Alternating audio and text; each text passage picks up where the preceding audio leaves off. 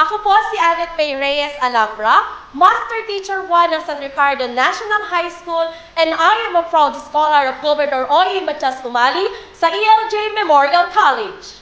Si Annette May Reyes Alambra, 35 years old, ay isang Master Teacher 1 sa San Ricardo National High School o SRNHS. Nagtuturo siya ng English subject sa grade 8 at grade 9 students. Nakagisnan ni Annette ang isang buhay na mahirap at salat sa maraming bagay. Kanyang ama na si Antonio ay 30 taong naging security guard sa Baliwag Transit Incorporated, naging magsasaka rin at construction worker. Ang kanyang ina na si Merly ay nagtatanim sa bukid, nananahi at naglalako ng mga paninda. Maliit lang ang sahod ng isang security guard, kaya magkatuwang ang mag-asawa sa paghahanap buhay upang matugunan ang pangangailangan ng pamilya. Sa kabila ng kanyang kakapusan, itinataguyod pa rin ng magulang ni Annette ang kanyang pag-aaral. Pangarap ng kanyang ama na siya ay maging lawyer, ngunit mas sinais ni Annette na maging isang guro. Tandang-tanda pa ni Nanay Merly na may mga tao nagsasabi na sa kanilang pamilya na sila ay parang butiki na yumayakap sa haligi. Sa kabila ng mga negatibong komentong natatanggap, ipinagpatuloy pa rin ng mag-asawa ang pagpapaaral sa kanilang 5 anak. Mahirap na masaya ang naging buhay ni Annette sa ELJ Memorial College. Dumating sa punto na nakagayak-gayak na siya papuntang dorm ay hinahanap pa rin ng ina ay ipapabaon sa kanilang magkakapatid. Naalala pa ni Annette na sa dorm niya unang naranasang makatulog sa kamang may kutsyon. Dala ng kahirapan, lumaki sila sa papag lang natutulog. Kung magdodorm po kami, masisave po namin ang pamasahe. Kaya lang po ang pagdodorm ay hindi madali. Una po, malayo kami sa mga magulang namin. Pangalawa, kailangan pong mag-provide kaagad ng 1 linggong baon ng aming mga magulang. Naging ROTC officer si Annette. Gusto niyang maging sundalo, ngunit hindi qualified ang kanyang height. Nakapagtapos sa kolehiyo si Annette noong April 2011 sa kursong Bachelor of Secondary Education, major in English. After graduation, pumasok siya bilang life insurance agent ng 3 buwan. Noong August 2011 ay natanggap siyang guro sa Core Gateway College sa San Jose City. Noong December 2012, naging Municipal Local School Board o MLSB teacher si Annette sa SRNHS bago naging permanente noong 2013. Nakita kung paano siya naging maalaga sa kanyang mga estudyante, kung paano niya tinutulungan pagka merong hinihingi ng tulong, kung paano niya ginagabayan yung mga estudyanteng nangangailangan ng gabay.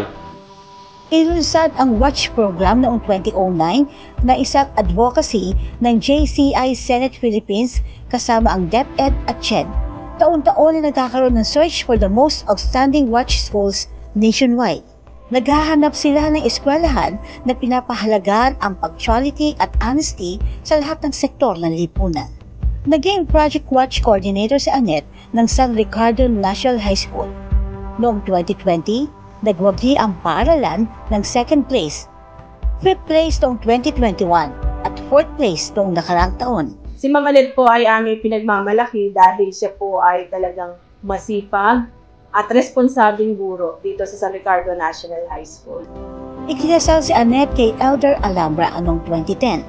Binayaan sila ng 2 anak, si Kyle Adrian, 14, at si Stephanie K., 9 anyos, ay parehong nag-aaral sa SRNHS. Sila ay naninirahan sa Baluga, Talavera, Nueva Ecija, katabi ng bahay ng kanyang mga magulang.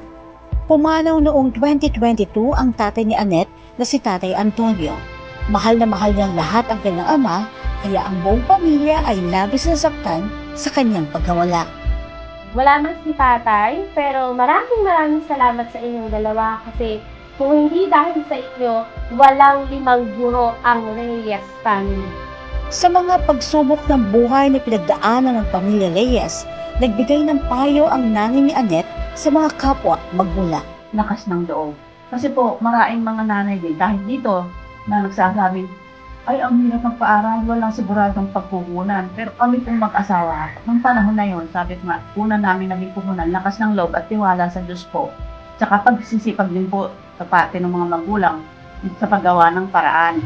Bukod kay Annette, nakapagtapos din ng kolehiyo ang 4 pa niyang kapatid. Nagpapasalamat sila sa Ama ng Lalawigan.